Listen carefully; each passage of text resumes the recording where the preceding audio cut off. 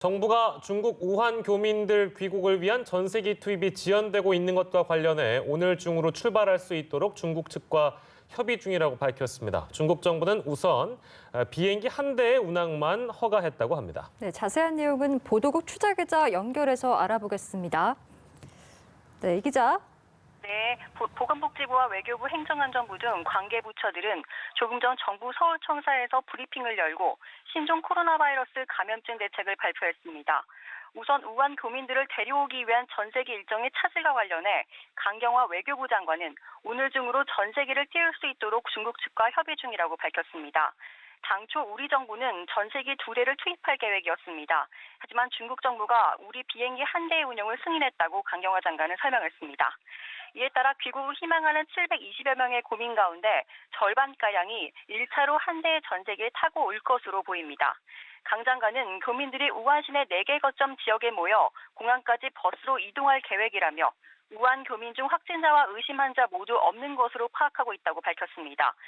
정부는 어제 우한 교민들이 귀국하면 충남 아산과 충북 진천의 국가시설에 나눠 격리 수용하겠다고 발표했는데요.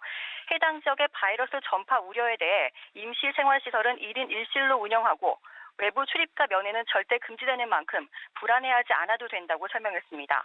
한편 우리 정부는 중국 정부의 지원 요청을 고려해 총 500만 달러 규모의 인도적 지원을 적극 검토하겠다고 밝혔습니다. 네, 이런 가운데 정부가 신종 코로나 바이러스 차단을 위해 검역을 한층 강화하기로 했다면서요? 네, 그렇습니다. 정부는 신종 코로나 바이러스의 국내 유입과 지역사회 전파를 차단하기 위해 범정부 차원에서 총력 대응을 하겠다고 밝혔는데요. 복지부와 국방부, 경찰청 등이 인력 250여 명을 검역소에 추가 배치한 데 이어 국방부는 106명을 더 투입하기로 했습니다.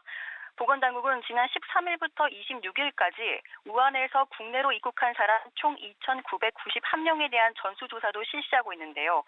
우선 내국인 대상으로 조사를 벌이고 있는 가운데 40여 명이 의심 환자로 분류돼 격리 조치 후 검사 중이라고 밝혔습니다. 정부는 올해 예산에 반영돼 있는 208억 원의 방역 대응 예산을 신속하게 집행하겠다는 계획도 내놨습니다. 이 예산으로 부족하거나 추가 소요가 발생할 경우 올해 예산에 편성된 목적 예비비 2조 원을 투입할 예정입니다. 지금까지 보도국에서 전해드렸습니다.